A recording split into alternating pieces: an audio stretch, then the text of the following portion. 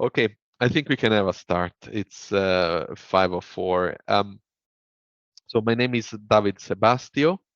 I'm going to be your host for tonight. I'm one of the Swiss InsurTech Hub uh, leadership team members, and today I have the great pleasure of hosting this IFRS 17 uh, um, knowledge sharing session, right, with Adaptive. So the membership of the Swiss InsurTech Hub also allows for these knowledge exchanges. As we know, IFRS 17 has been in the making for several years and has been revolutionizing the balance sheets of all of us. And understanding it and demystifying it has been on the mind, top of the mind of many people, me included. I in my day job I work in investments, and I too have a lot of question marks about this. Of course, there is a lot of actuarial science in it, and we are here today to meet Dejan and Ying.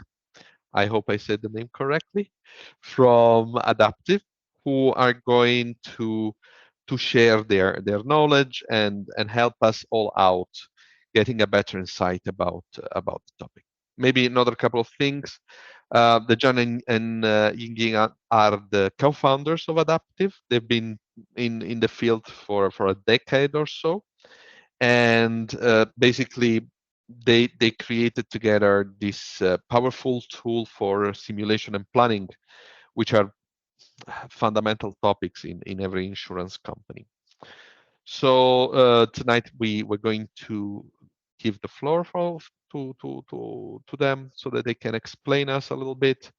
But generally, I want to encourage all the InsurTech members to come up with such initiative because it helps all of us. It's one of those benefits that really that have large application to a lot of members of the association. Maybe one last note, next month, the event of the year, the summit is coming. So if you haven't gotten your reserved ticket yet, just a kind reminder to do so and to participate to the event. But without further ado, it's already 5:07. I leave the floor to Adaptive. Thank you very much. Thanks a lot, David. Thanks a lot, everyone, for joining today's session. So as David introduced, today we are going to talk about IFRS 17, which is probably a topic that all of you in your daily job have been involved in one way or the other. And what we would like to do today is to go through a practical use case where we will first of all start with a brief introduction of like why IFRS is important and why we should all care about it. Thanks for the intro, David. So I guess we can skip the who we are, and then we can go over to the key features of IFRS 17. What are the new building blocks that it brings with it?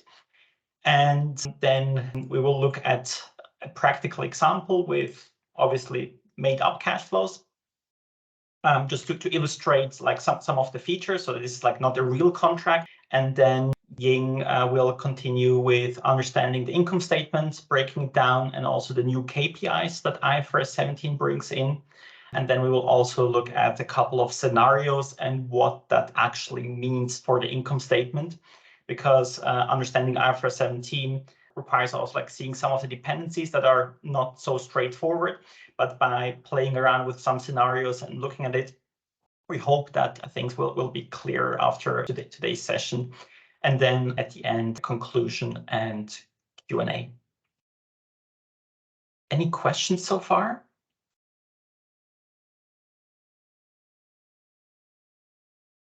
If not, then I will head to the introduction. So why is IFRS 17 important to learn more about and understand? So this accounting standard, IFRS as such, exists for a long time. But with IFRS 17, insurance and reinsurance companies have gotten a new set of accounting rules that are unifying and standardizing the accounting for insurance contracts. and it affects a very, very large number of insurers. So basically, from this publication from the IFRS Foundation, they're stating that there are 450 listed insurers that are using IFRS with a total amount of 13 trillion assets. So chances are that your company is also using IFRS 17, which is why you're here today with us. And primarily the changes that IFRS 17 brings is it's standardizing, making insurance contracts more transparent, claiming to have better information about profitability, and through that give better transparency to the investors, shareholders, policyholders, who are all interested in having transparent financials of the companies. When it comes to the key features of IFRS 17, there are a couple of valuation approaches. So the so-called building block approach, which is, I would say, the standard approach. So that one is what we will focus on tonight. There are also two other approaches, the premium allocation approach and the variable fee approach. We will not talk about these today because they can only be applied if certain criteria are met. So the building block approach is the most generalizable one that can be applied to P&C and life and health. PAA is primarily only for some P&C lines. VFA is also only in a narrow area applicable. That's why we really want to start with the building block approach and shed some more light on that one. Another very important aspect of IFRS 17 is that prior to that, one could use different discount rates or even use nominal amounts. So IFRS 17 introduces the time value of money, and we will see in a couple of minutes what that concretely means. But that's part of the standardization that if you're displaying your income statement, it needs to be created with the same set of principles. And that means that if payments are going to incur in the future, that those need to be accounted accordingly with best practices from also asset valuation, basically, so to speak. Another big topic is that one needs to be able to track contracts over time. So that's particularly a data consistency and fundamentally a data challenge, because prior to IFRS 17, there was no such requirement. But with IFRS 17, basically one needs to be able to follow contracts over time and really be able to track the performance. And also this, we will look at what this exactly means. And then also considering the riskiness of each contract, which is the so-called risk adjustment. So that's an additional charge on top, which is prescribed by IFRS 17, where the insurers are mandated that they need to calculate the uncertainty, which is then expressed through this risk adjustment charge for this uncertainty. Then we have profit recognition, which is the way the profits that are earned can be recognized over time through the so-called contractual service margin. Also here we will see an example and a bunch of new KPIs that are arising out of all these changes that IFRS 17 brings with them. So far, lots of theoretical aspects. Where we want to go next is to a concrete example. Do you have any questions before we go there?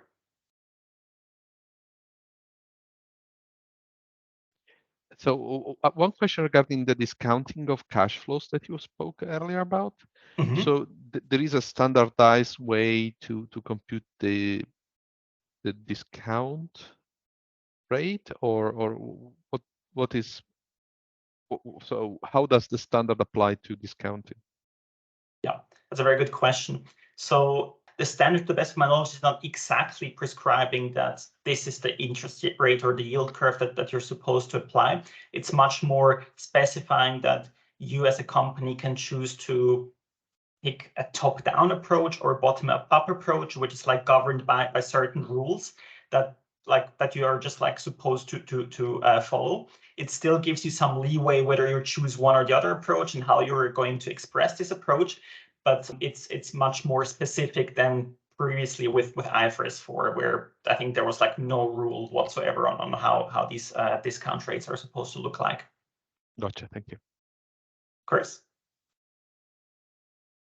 Good. Then let me introduce the example.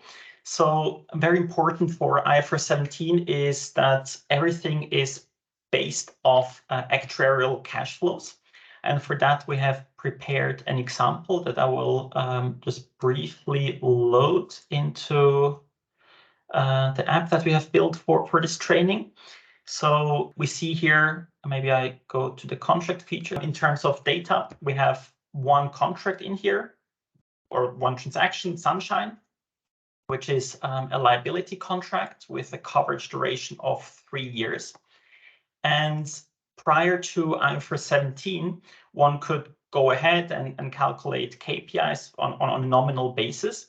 And if we do that here as well, we get to see that if we calculate premiums minus future outflows, namely claims and commissions, we get to a net nominal cash flow of 10, which supposedly tells us that this would be profitable, at least looking at it from a nominal basis.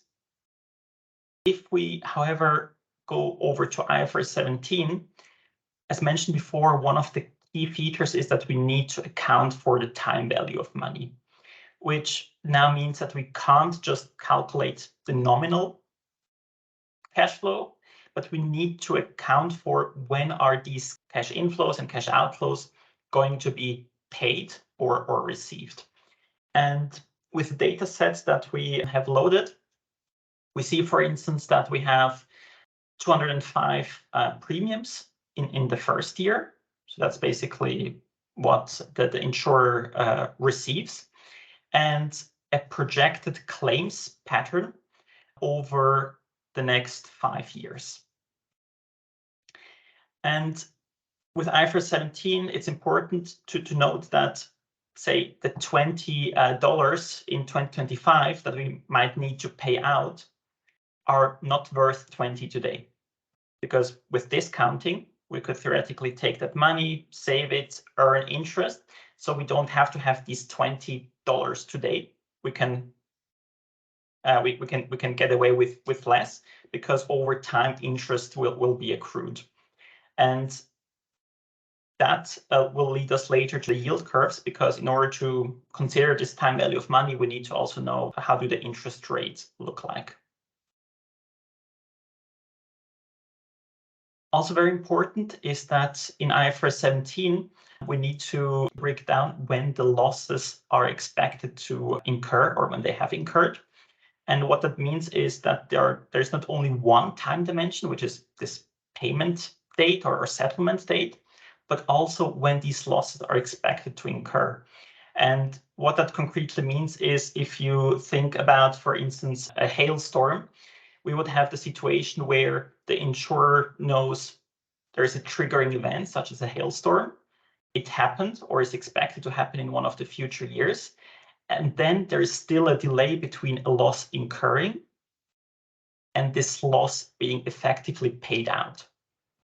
And Ying will later show you in the income statement where this becomes visible, but this is another, I would say, complexity of IFRS 17, that you need to basically have your inputs, your actuarial cash flows across both dimensions if you want to apply the building block approach. Questions?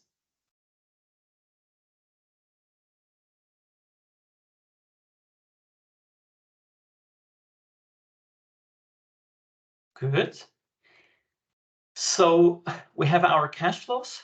We saw how the projection looks like.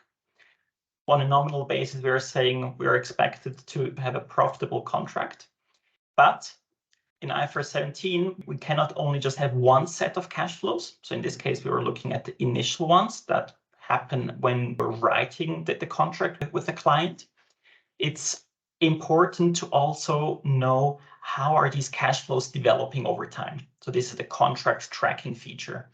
So this exercise of projecting premiums, claims, commissions is done at the beginning of the year or whenever the contract is written, but then has to be done in every subsequent reporting period. So if this contract was, say, written on 1st of January 22, we will need to have another set of cash flows by end of 22, then in 23 again, 24, 25, until the contract completely runs off.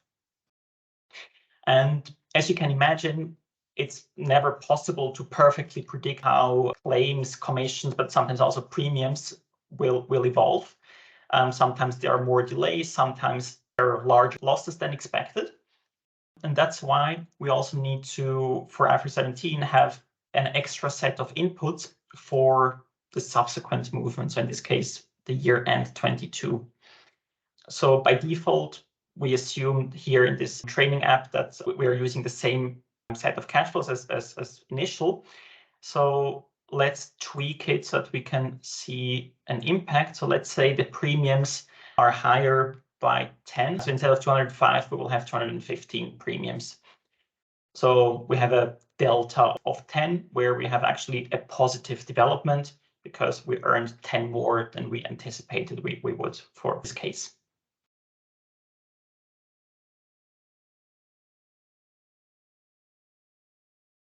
Good.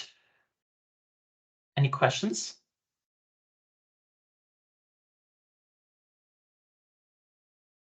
Did the adjustment apply also to claims, to the outer cash flows? Exactly. So for this training example, we just adjusted the premiums, but you can absolutely also have experience variance and changes in assumptions on claims as well. So you could just as well also see a negative development where, say, the claims are $10 higher than they were anticipated, and that would need to be reflected here as well. But for the sake of argument, let's switch back. Let's just change the premiums because then it will be, Ying will show later, it's very transparently identifiable in the income statement, which is a big feature that changes are becoming very visible if you misestimate them at the beginning or at the inception of a contract. Good. Then once we have the cash flows, that's basically the most important input. We need to also set our parameters. And in this case, let's assume we have a yield curve, which tells us for each maturity, what is the annual rate that we can earn if we were to, in this case, invest in government bonds. Meaning that on January 1st, 22, we would be earning 2.11% if we were to buy a 1-year bond. After with 5-year maturity will be 1.78%. And these rates, they can be derived depending on what methodology you're picking.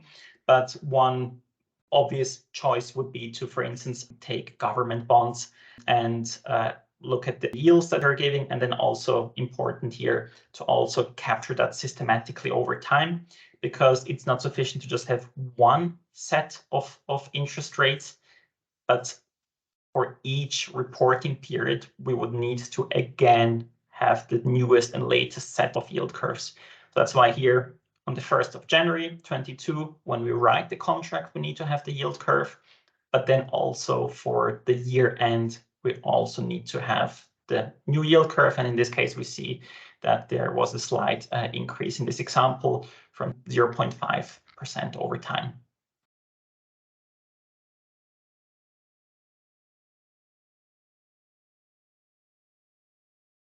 The release pattern is essentially telling us how the profit that we earn at the beginning will be spread over time. So I believe in IFRS 4, the profits could be recognized immediately, meaning if you, say, wrote a contract, it was profitable, you earned, say, $15, you could put that through your P&L and you had that as profit. With IFRS 17, it's more governed in terms of you need to spread the profit over time, and over time means over the coverage period over which the contract is served, and that's mostly linked to riskiness. So if after 3 years you have no risks left, you would basically also be expected to release those profits over 3 years. And if during that time, this basically unreleased profit is also acting as a buffer against adverse developments. So in this example, we can see that we expect that the pattern is a third in each of the years. So meaning 33% of the profits are expected to be released during the first year, second year, and third year.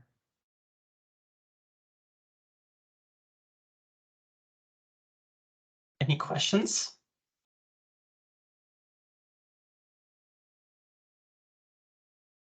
If not, then I will hand over to Ying now, who will show you how these assumptions are now visible in the IFRS 17 income statement. Thanks a lot, Deon, for introducing us this case of how the cash flow looks like and how the important parameter looks like, such as discounting rate and release pattern. Of course, there are other important parameters, but to simplify, we keep to the limited number of them. So what I want to show you next is how the performance of this contract look like, because we talked about that we're looking at one transaction here. And it's important then for us to know under IFRS 17, what is the performance of this contract? And to know the performance of a contract, here what I will show you is one, the income statement. So we can see under IFRS 17, what is the current year that this contract is contributing. And we will also look at some KPIs here as I'm hovering over, but I will explain you in detail so that we see what are the important features under IFRS 17 that we could use to evaluate a contract. So first of all, you can see this table that is a simplified version of the income statement under IFRS 17. For now, let's just focus on the baseline, because after we've understood all this metric, then we could move on to the scenario and explore how things would change if we change the parameters. So first, focusing on the baseline, at first glance, I guess you would think that this is not what I'm familiar with in my previous world under either IFRS 4 or local GAAP like US GAAP. Because what typically we had before in the income statement is that we would have the gross premiums written, we would have the net premium, we would have the income from investment, all together form our revenue. And then we would have our outgo, which is the claims, the commissions and expenses, and also the expenses related to investment that would form our expenses. And eventually we would have the tax and so on. However, one very different feature under IFRS 17 is that you don't really see the premiums anymore. In fact, you don't even see what is premium, what is claims, what is commissions in here. But what you will see is also, very importantly, a separate income statement for underwriting income and investment income. And because we're talking about IFRS 17 here, so we are focusing on this underwriting income part, which would give us the insurance revenue, insurance service expenses, and insurance finance expenses. So one benefit of this is obviously now you can very easily separate out what is the performance of my underwriting of the company and what is the performance of investment, so that when a company does performance measurement of the past year, it's very clear whether my underwriting business is doing well or the investment is doing well. And secondly, as the presentation here looks very different, we have the insurance revenue, insurance service expenses, and not the traditional gross premiums written in claims anymore. And if we look actually into one of the components, which is the insurance revenue, it is formed of three elements here. So first we have the expected revenue, and this expected revenue is actually the expected incurred claims and expenses and commissions of the current year, and of course discounted. So if you remember from the first tab where we were looking at the cash flows, we see that in the last table here, the outflow by account and incurred year, there is nominal basis $50 of claims and commissions that is incurred in 2022. And of course, we're assuming that we're now in 2022. And after discounting, this becomes what we saw as the expected revenue, which is 49.37. So this is very interesting because the expected revenue is what we expect to incur for our claims and expenses and commissions. But of course, there are other elements that forms our revenue, and I will go through each one of them. And the second one is already very interesting because here it's called the experience variance on revenue.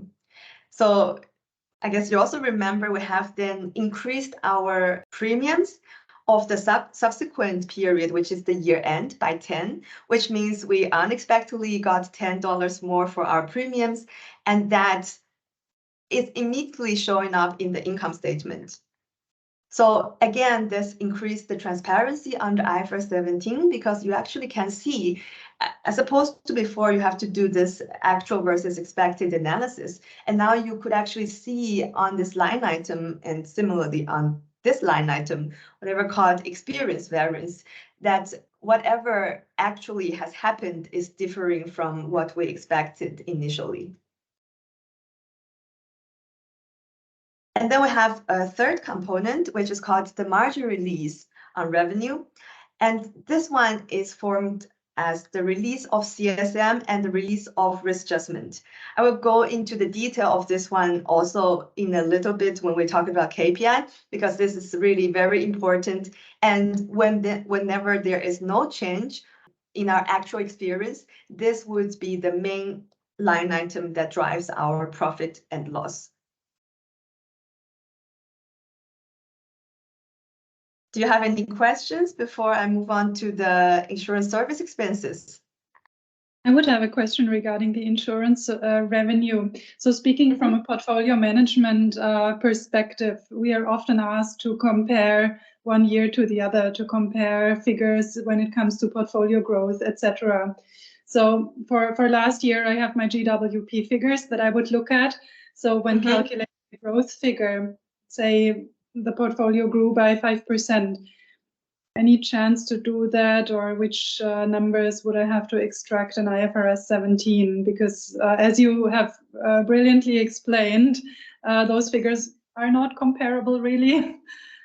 So what would you recommend? Indeed. So I believe, of course, like in the underlying system, every company would still have the premiums. So when I explain to you later how the margin release is formed, you actually see that premium implicitly come into here. But I think to actually use gross premiums written to assess what is the gross, you probably would need to actually go to the underlying system and take still the premium because the information is definitely there. But from the income statement perspective, it's not straightforward from the expected revenue because this is actually expected incurred claims and commissions. And the premium is, I will go to detail on this one, but the premium is actually part of the margin release on revenue. The margin is then already what you expect to earn at the beginning. So that is already the premium minus your expected claims and commissions. And then it's also not the whole part that would come into the income statement, but only a portion of that is related to the service you provide in the current period that would come into the income statement.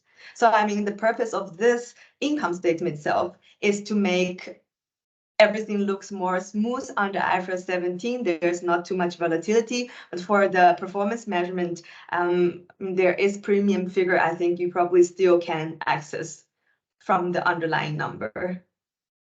And the insurance revenue, from how it's displayed here, I'm used to the general measurement model where you have insurance revenues net, issued, and ceded. But I guess what you present here is just the specifics of the model that you present, right? Yeah, exactly. So here is a simplified version where we don't really show how much that you would retrocede on this one single contract. But yeah, in fact, you would usually show the retrocession part separately. Mhm. Okay, thank you. Of course. Good. So let me then quickly move to the insurance service expenses, because I think we already touched upon it when we talk about the revenue. So the interesting thing is that there is a component that is exactly the same. So that is the expected claims and commissions and expenses. However, we again, potentially, as actually David asked in the beginning, what if we have a change on the claims, especially what if this change is related to my incurred claims? You would actually see here immediately variance experience. So once again, it's very clear for analysts who wants to do actual versus expected analysis, because the change just shows up directly on the face of the income statement. So I would say that also encourages all insurers to do well pricing estimation and well reserving, so that we wouldn't have so much experience variance when it comes to the subsequent period. And the margin release on expense is very similar to the margin release on revenue. So I will go into detail of these two items just after a second. And last but not least, we have one line item here is called the insurance finance expenses. And this is the interest accretion. And what does that mean? That is basically because we use the discounted cash flow model. As we go through time, we have to always earn the interest that we discount with. So that is the interest accretion that shows up in the income statement. So that goes for the income statement, but there are also some really important key figures or the key performance indicators that we need to know, especially when we write a new business. Because for income statement, we're looking at what is the contribution of this transaction in my current period. But when I actually write a business, I would actually need to know what is the profit of this business itself, right? So in fact, we have a very similar KPI that is still important today under IFRS, that is usually very important in the past standard as well, that is called the value of new business, or we could call it the initial contractual service margin. And what this represents is the discounted present value of our income premium and our claims, commissions, and expenses and risk adjustment. So basically, this figure here is showing us how much is the profit that we're making by writing this business, at least from the inception perspective. So before we saw that on the nominal basis, we have a net positive profit of $10. And of course, after discounting, because we receive the premium on day one, but claims comes only in 5 years. So after discounting, we actually have a higher profit, which is 14.42. And another important KPI that some insurers decide to disclose is the risk adjustment at inception. So risk adjustment, as they are already illustrated, is the part of the liability that we have to set aside, and this represents the uncertainty of our contract over timing and magnitude of the payment. So this is the mandatory element under IFRS 17. So it's also important to show like how much is my risk adjustment and how much did I set aside for the uncertainty. So there is also notes that actually gives more information about this under IFRS 17, because this gives the analyst and investors information about what kind of contracts are we writing, what kind of riskiness are we seeing for these contracts. And as I was talking about the initial contractual service margin and the risk adjustment, we can now link back again to our margin release, because I briefly mentioned when Vera was asking that the gross premiums written, or the premium itself, is actually part of the profit we earn. So the profit basically is the premium minus claims minus commission minus expenses. But we're not really then putting this 14.42 directly into the income statement on day one. And that is why under IFRS 17, it tries to reduce the volatility. Because what happens actually is like this. So I'm showing you the graph here, and let's again focus on the baseline, and also for the table, let's focus on the baseline. So first of all, we have a new business profit of 14.42, but under IFRS 17, we cannot recognize all of them. What happens is that we need to first earn the interest, and then based on the release pattern that Dejan showed you, which was related to how much service we provide or expected to provide, which essentially means how much riskness is still there that is related to this contract. And then we only release the portion that is related to the current period. So since we have a straight line release pattern over 3 years, that's why we release 4.91 instead of the whole 14.42 into our income statement. So that forms part of this 6.14 minus 0.98. And the second part that forms this remaining part is the risk adjustment release. So very similarly, you would also be able to see that for risk adjustment, there is a roll forward that shows how everything goes from the beginning to the end. So from the beginning, we have $4 that we incepted, and this is the riskness at the beginning of the period. Again, we need to earn interest on this, and scroll to the right, and we have not any change on the claims and commissions, and in our assumption, we're assuming that the riskness is related to the claims or is linked to the claims. That's why there is also no change at all for risk adjustment. And then we have our current period release from the risk adjustment, which reduce our liability. So as time goes, obviously the risk that is related to the contract is reducing, and the part that is reducing is then coming to our income statement as well as the margin release. So let me pause here, and I also realize we don't have too much time left, just to ask if you have any questions, and then maybe we just go through one scenario to see what happens if something changes.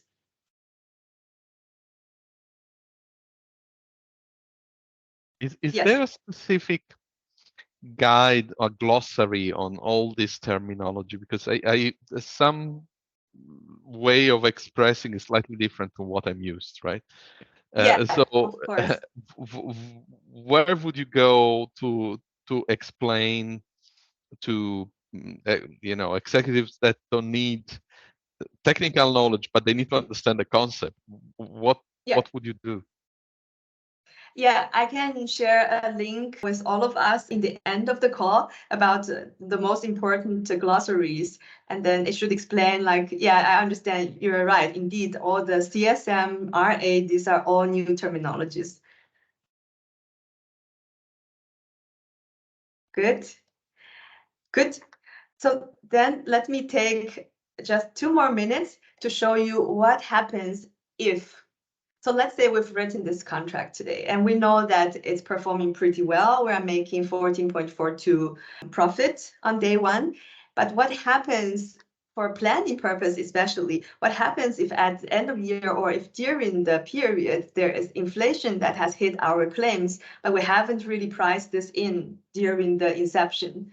So what happens if our claims would actually increase by, let me come to the scenario. So here we built this little tool to show you if we increase, say, the claims by just 0.8%, what would be the impact on our KPI and on our income statement.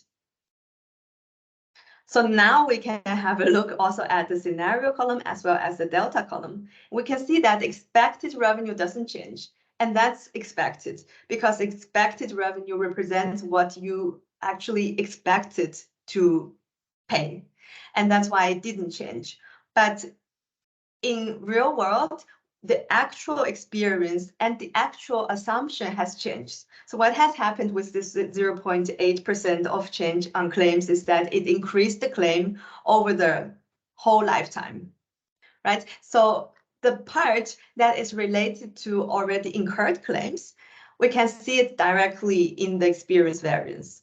So instead of having just this lucky positive of $10 that we received extra for the premiums, now we have only 9.94 because we have an increase of claims. And similarly here on this side, you would also be able to see part of that increase of claims. But what also changed here is margin release on revenue and margin release on expenses. And this is because when we change the claims for the future, when it comes to future claims that is related to not incurred claims, so literally related to your actuarial estimation, what happens is that increase of claims will directly hit your CSM, which we talked about. So we can now come back here again to see the CSM release pattern, where we see that for the scenario, we have exactly the same profit at inception, exactly the same interest that we earned. However, we additionally have 3.24 of assumption change, exactly coming from the increase of claims. And because of that, it reduced our CSM. And that shows another important mechanism of CSM is that the reason why IFRS doesn't want to release it immediately into the income statement is that it has the ability then to absorb any change in the future. So now instead of also show 3.24 in the income statement, which increased the volatility, it just reduced the CSM, and then it would reduce the margin release. So as opposed to show 3.24 in the income statement as a hit, it shows only a reduction of margin release from 4.91 to 3.82.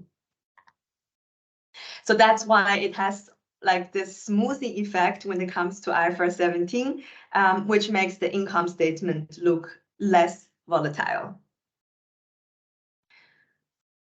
So I think we're already out of time, so I will not go to the other scenarios, but I'm very happy, of course, to hear your feedback and see if you have any interest on any specific topic.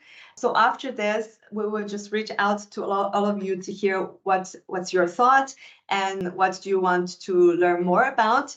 Exactly whatever you want to share with us, so that we can prepare in the future more material that's more in depth into one topic as well. So with that, then I would like to thank you very much, and let me hand it over back to David to close the session. Maybe before we leave, how can people get in touch with you? Do you have a preferred way for getting reached?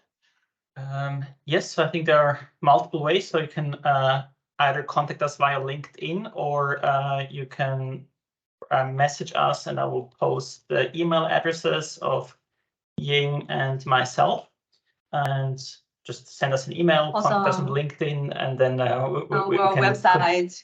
On our Yeah, website, you have a website. Mm-hmm. Yeah, right. So please post everything in the chat right now, so that people can make a couple of bookmarks. Otherwise, I want again to thank both of you for the time and the dedication to the topic.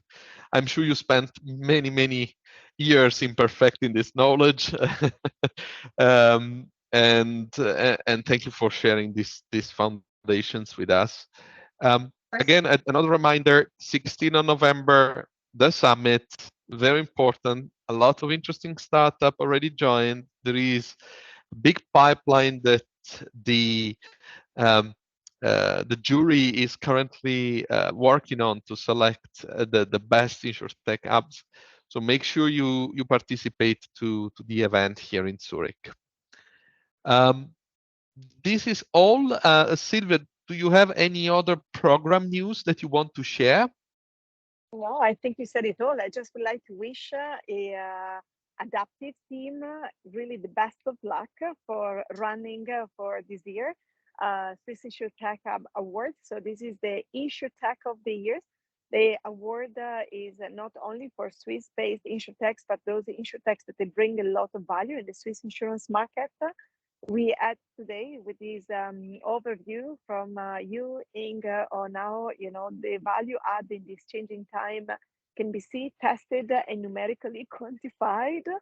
So I really cross my fingers that the independent jury has started the work as of yesterday night. So we encourage everybody to follow our channels and see how this is progressing. And if any of today's participants would like to meet King and Dejan in person on the 16th of November, there are very simple choices to do. You become a member and you join for free, or you buy your ticket and you come and enjoy this amazing conference on the 16th of November in the Google Auditorium in the heart of Zurich. Europalais. Thank you very much, Silvia. Thank you very much again to Adaptive for sharing their knowledge. And we'll meet on the 16th of November. Have a good night. Thank you very much. Thank Bye. you. Bye. Bye, everyone. Bye. Thank you. Thank you. Bye-bye.